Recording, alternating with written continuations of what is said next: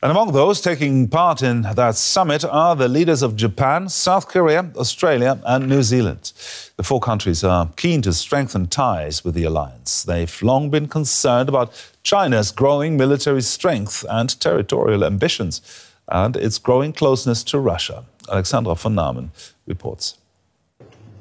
Their limitless friendship is giving NATO a headache. China has become a vital partner for Russia as it tries to soften the impact of Western sanctions. Beijing says it doesn't supply Moscow with weapons, but NATO has accused China of building up Russia's war machine by providing critical components. Russia getting this support from China is, as Secretary General said, a huge difference maker right now on the battlefield. And for China to purport to have better relations with countries in Europe while fueling this, what I believe is the biggest threat, and what Europeans believe is the biggest threat to their security since the end of the Cold War, does not add up. The alliance has traditionally focused on the transatlantic area, but in its latest strategic concept, NATO describes China ambitions as a challenge to its security. Beijing already has the second biggest economy in the world and in numbers the biggest army and navy in the world. For the last few years, China has been asserting its power in its neighborhood, in particular towards Taiwan, which it considers a renegade province, but also towards Japan and increasingly in the South China Sea. A region of strategic importance for NATO countries as well, as 1/3 of global trade is shipped through the area. China cannot be treated as a country too far distant from transatlantic area. When you look at different European nations, allied countries, there is a presence of China, be it economically, with the control of some ports, some facilities. At their summit in Washington, D.C., NATO leaders will discuss how to address challenges posed by China, but also by Iran and North Korea, who are providing Russia with drones and shells. NATO is also expected to expand its cooperation with partners in the Indo-Pacific region. Leaders from South Korea, Japan, Australia and New Zealand will participate in the summit. We will build on our practical cooperation with flagship projects on Ukraine, cyber and new technologies. We'll also address how to work more closely on defense industrial production. Getting more involved in the Indo-Pacific area is still controversial among some NATO members. Many expect the US to focus more on the region in the future, and then Europeans will have to do more for their own defense. In any case, the war in Ukraine has demonstrated that NATO nations need partners to uphold the rules-based international order. And I'm now pleased to welcome Mirna Kalik. She's a senior policy analyst for China and East Asia at the U.S. Institute of Peace. Now, according to the news agency Reuters, the draft communiqué for the summit calls China a decisive enabler of Russia's war in Ukraine. How big a rhetorical escalation is that?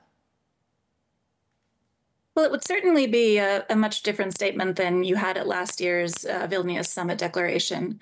I think the Secretary General has, in a couple of places recently, emphasized that what they believe China is doing is, if not openly providing weapons to Russia to support the war, providing the material components, as your reporter mentioned, like microelectronics that eventually go into Russian weapons. And it's also helping Russia to sort of weather the economic sanctions that the West has placed on it. So it's effectively supporting Russia's war effort. And, I think if it's true that this ends up being in the communique, and it's important to remind your listeners that, these communiques are hammered out until the very last minute, so we don't know what will actually be in there. But if it is in the communique, I think the reason you might see that now as opposed to last year is because it takes some time to build the case that this is happening, to figure out whether it's happening. And, I think that they want to make sure that this is happening before they talk about it in a communique. China is accusing NATO of reaching beyond its defense zone by forging alliances in the Indo-Pacific. How does China's behavior in its own neighborhood affect NATO's security interests? Well, first, a clarification. I think NATO is not making any alliances in the Indo-Pacific. They're just deepening partnerships that they have there. Partners, not allies. And also, NATO has had these partnerships and has been working on these partnerships for the better part of 20 years. So it's certainly not a new thing. China has known about these partnerships for a long time. In terms of how China affects NATO, by what it does in its own region, I think the Ukraine case is the perfect example.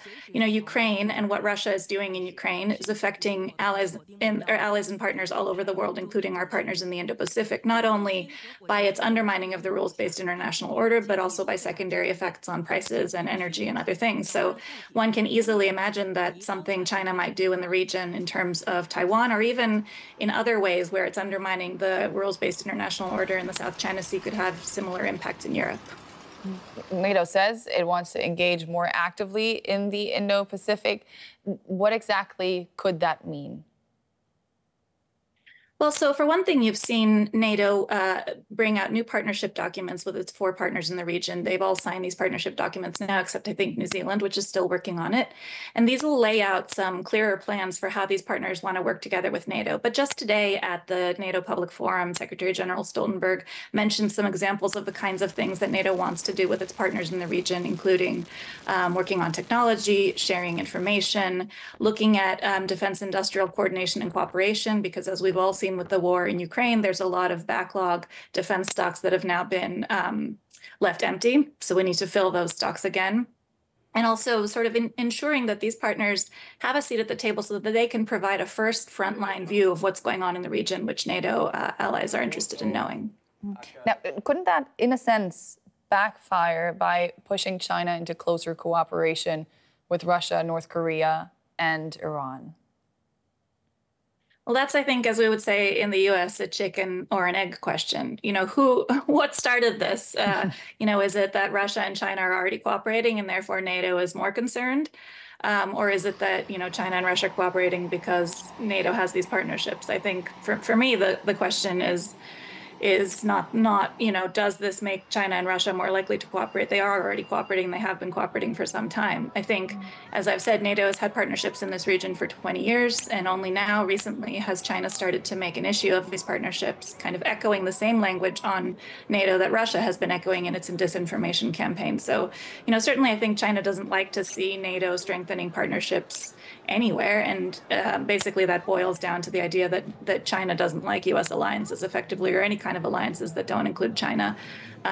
So I think that's what China's getting at. I think China is upset about, U.S. allies and partners, forging relationships with each other, not necessarily about NATO specifically, but that's an easy target. Yeah, the 4 countries have a seat at the table at this NATO summit, but I'd like to know how other nations in the Indo-Pacific view NATO's pledge to deepen its involvement in the region. Are they concerned at all that it might cause tensions between, the great powers to heat up again, or are they happy to have the U.S. on their side in a way? It's a great question, and I don't think we know the answer necessarily. My thought is that many other countries in the Indo-Pacific region don't really know a lot about what NATO is doing there, because frankly, NATO isn't present physically in the region. NATO is working with its partners there, and sometimes it's observing exercises that U.S. allies and partners have in the region. But NATO is physically not present there, so certainly, I think as far as that impact goes on other countries in the region, it isn't too much of a big one. But, as to whether or not these countries want a U.S. sort of presence and focus, I think the answer is yes, but they don't want to have to choose between the U.S. and China in many cases. So it's really a country by country question. If you look at a country like the Philippines, I think right now the Philippines is having some strong problems with China in terms of the Second Thomas Shoal, some contested territory that the 2 countries have. And the Philippines is leaning very much on the United States in terms of supporting them. And the same with Japan and its contested territory with China and other countries in the region. So I think, yes, there's sort of a varying sort of set of views. But again, NATO only has 4 partners in the region, so it's with those partners that it's working mostly. Yeah. Some critics of the current course argue that the United States should disengage from Europe and pivot entirely to the Indo-Pacific, while European countries take on greater responsibility for their own security. How do you see it? I don't know why it has to be an either or. You know, the US has effectively pivoted in terms of policy to the Indo-Pacific for some time. We have a strong Indo-Pacific strategy that mentions that the Indo-Pacific is, in our view, the most important and dynamic region in the world in terms of economy, in terms of impact on US security, et cetera, et cetera. And yet at the same time, we are strongly supporting Ukraine in the current war that Russia is putting there. And we are continuing to support our European allies and partners on the continent, and will continue to do so. I think the idea that we can only do one thing or the other, I think, is a bit not correct. I wouldn't say that it can be only one region or the other. And frankly, you know, again, I think one of the reasons that you see NATO interested in the Indo-Pacific and Indo-Pacific partners interested in NATO is because what happens in these two regions is increasingly seen to affect the other regions. So what Russia is doing in Europe is affecting the Indo-Pacific. What China might do in the Indo-Pacific can affect Europe. So one way or another, a US focus in both regions remains important. This is Mirna Galik from the U.S. Institute of Peace. Thank you so much for those insights. Great speaking to you. Thanks. Now let's bring in Philip Shetler-Jones. He's with the International Security Team at the Royal United Services Institute. His current research is concentrated on the Indo-Pacific region. Now, why does NATO want to engage more actively in that region? Thanks, Gerhard. Well, I think you have to look at the engagements of NATO over time and see this as a kind of third phase. First phase of partnerships was the period when NATO was enlarging and new partners were prospective members. In the second phase, after 9/11, you had partnerships which were very much geared to the global war on terror. So what we have now is something new, actually a paradigm shift, I would say. It's not just another phase of NATO's evolution in its own priorities. It's also a reflection of how the world has changed. Europe and Euro-Atlantic is no longer as central in the world as it was. If we're entering a new kind of Cold War era, the center of that Cold War is probably no longer Euro-Atlantic either. It's in the Indo-Pacific.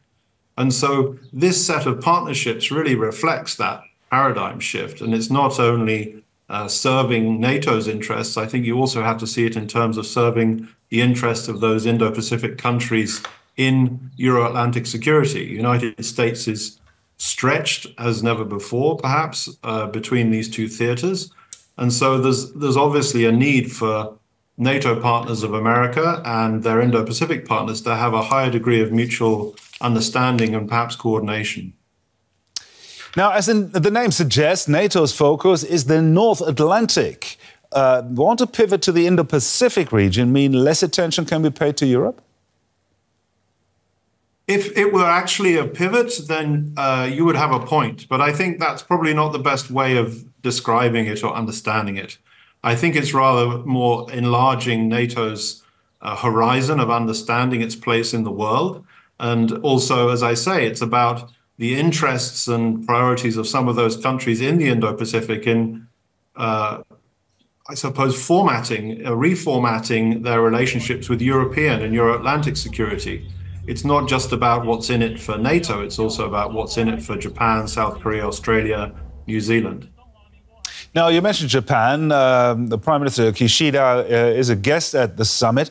How can Japan contribute to the stability of the Indo-Pacific region in this?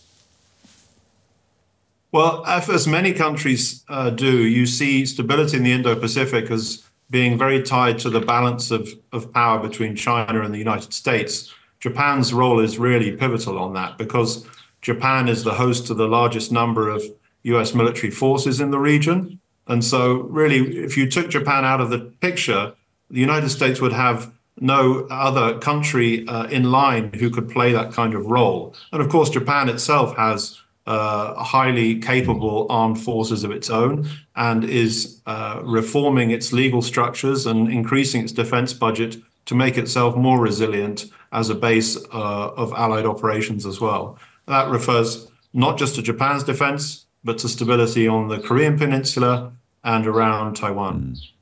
Is there a risk that China feels that NATO is stepping on its toes? China, I think, has this outlook in common with Russia, as you would expect from a large country. The last thing they want to see are smaller surrounding countries coming together and organizing a collective defense. I mean, that's a collective defense as a principle of the United Nations Charter. There's nothing illegitimate about it, but strategically, it's clearly not in the interests of China or Russia to see their neighbors coming together and cooperating. So I would see it in terms of that motivation. Philip Shetler-Jones there from the Royal United Services Institute. Thank you very much. Thank you, Gerhard. And for more analysis, I'm joined now by Angela Stent. She's a senior fellow at the Brookings Institution and author of Putin's World, Russia Against the West and with the Rest. Angela, welcome. It's a pleasure to have you on the show. New pledges and promises of help for Ukraine coming today at the NATO summit. What difference will it make on the ground? Well, hopefully it will help the Ukrainians to continue holding their ground, because at the moment they're in a defensive position. The Russians have made some incremental gains, although at huge human cost over the past couple of months. And what the Ukrainians need to do is to keep defending the territory they have and hoping that next year in 2025, they can maybe take back some of that territory. So all of this assistance, and particularly air defense systems and things like that, are very important. The US F-16 planes are about to arrive in Kiev any moment, and we need to continue supplying them with these things. Mm-hmm. And another major headline that came out of the meeting today was the U.S. and Germany announcing that the U.S. would start deploying long-range and hypersonic missiles here in Germany starting in 2026. How significant a commitment is that for Germany and for NATO? I think it's a very significant commitment, because we all understand that deterrence against Russia failed to stop Russia invading Ukraine. We don't know what will happen in the future, what Russian ambitions and aggression will be. And so I think this renewed partnership between the United States and Germany and the deployment of these weapons is a very important sign also to Russia that we mean business in trying to deter future aggression.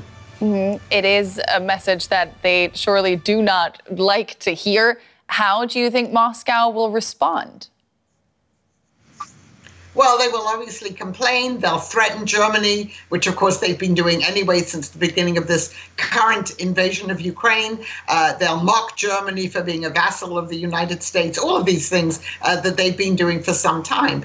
And then they will probably threaten to, as Putin has already said, that they want to deploy some new intermediate range nuclear missiles near NATO countries. He's already said that. Mm-hmm. Another big topic at the summit is, of course, China. There has been reporting about a draft communique actually calling China one of Russia's main enablers in the war against Ukraine. How do you think NATO should address Beijing's growing influence in the Indo-Pacific, for one, but also in its partnership with Russia? So there were the 4 key Asian allies attending this summit, NATO plus 4, if you like, Japan, South Korea, Australia, New Zealand. I think everyone understands that European and Asian security are really indivisible now. They're linked together because of what China is doing to support Russia in this war, because of what North Korea are doing. So there has to be pushback. There has to be a strengthening, I think, of the NATO-Asian partners' bonds.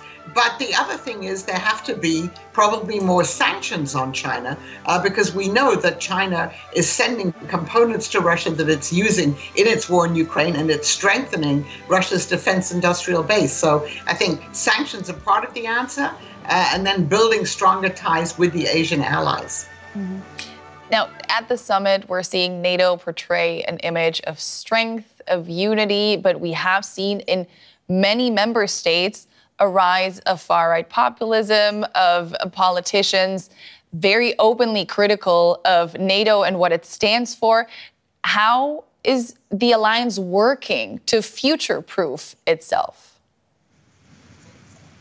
Well, they're trying to neutralize the potential that some of these far-right parties, and by the way, far-left parties as well, of course, who are skeptical about NATO and who like Russia, to try and neutralize it. But it's a real challenge. And I should also mention that while the summit is going on, a number of European leaders have been meeting with some of former President Trump's foreign policy advisors, because they also have to worry about what might happen after November in the United States if President Trump were to be reelected, what the American posture on NATO would be, what its posture on Russia would be. So there are many challenges facing NATO as a whole, but also the European members of NATO. That was Angela Stilton. Thank you so much. She's a senior advisor to the Center for Eurasian, Russian, and East European Studies. Pleasure speaking to you.